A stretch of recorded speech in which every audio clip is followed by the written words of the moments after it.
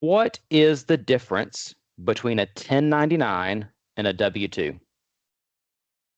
1099 and W-2. All right. Yeah. From basic standpoint, let's just get this out of the Yes. way. Yeah. Those are two different forms that have to be submitted to the IRS every year. Those go out the end of January, and it's one of the things that people stay the most confused about. You're absolutely right. Not only you said you've seen it questions on the website and things like that. I've actually been asked this question dozens of times from clients in the past, and sometimes they don't even ask, they just assume they understand it, and it's one of the things that people get wrong all the time. So at the basic level, it is the form that has to be submitted. It's basically the receipt that's turned into the IRS for services that are provided for your company. Okay. That's the simplest way to explain that. Okay. Like just a receipt that you turn in.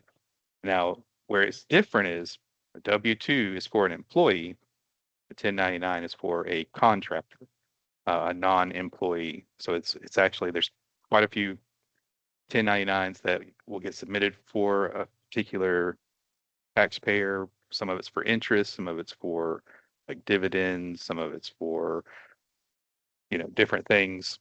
They got rid of the miscellaneous one a few years ago, or recently, last couple of years, and created one that's called the NEC for non-employee compensation. So let's talk about those two. That's where the most confusion gets in. So, Yeah.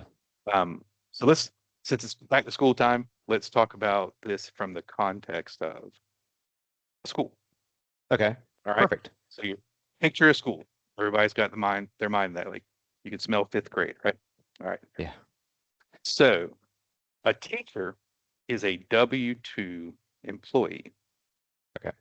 And how we know this, and there's two ways that we're going to talk about this. We're going to look at it from what qualifies as a W-2 versus a 1099, and then what that means after that. So control is part of that, right? So if you're a teacher, the school tells you what classroom you're going to work in. They're going to tell you what time to show up on Monday, how long Yeah. you're going to stay. They're going to tell you what you have to teach, like either the class that you're in. If you're, elementary school, you're teaching a lot of subjects. If you're higher up in like middle school and high school, you're going to talk about a specific subject. Maybe you're the soccer coach, whatever. That's an employee. They tell you when to be there, where you're going to be when you get there, what you're going to do while you're there. So Yeah. if the employer controls your schedule and the work that you do, that's a W-2 employee. Now, if they hire a photographer, let's say, to come in and take pictures that year, that person has their own tools. They have their own skills.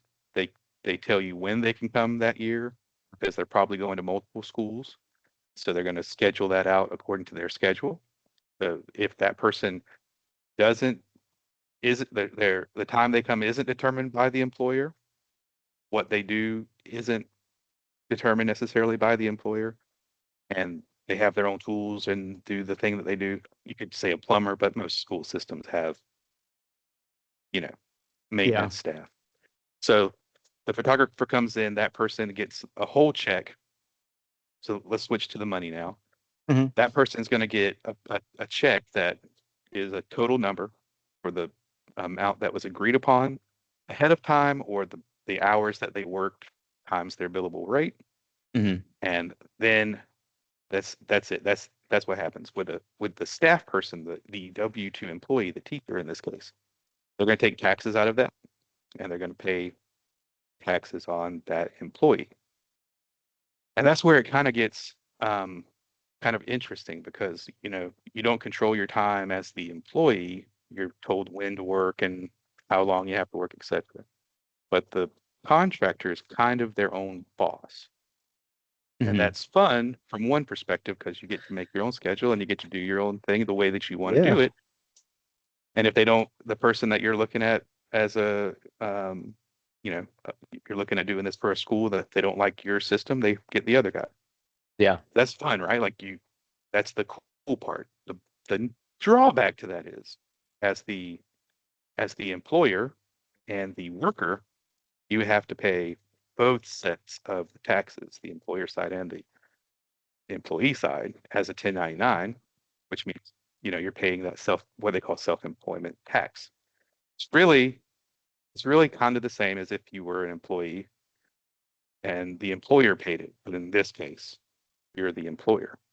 So what looks So, like a bigger paycheck is not necessarily more money. right. Yeah. So in the case of the teacher, the school system has to put aside the money for those taxes that get submitted every quarter. In the case of the 1099 contractor, see a lot of people, I know you've heard it, I've heard it, lots of people have heard it. You'll hear the phrase 1099 employee. They are not an employee. And that's where that confusion comes. Yeah.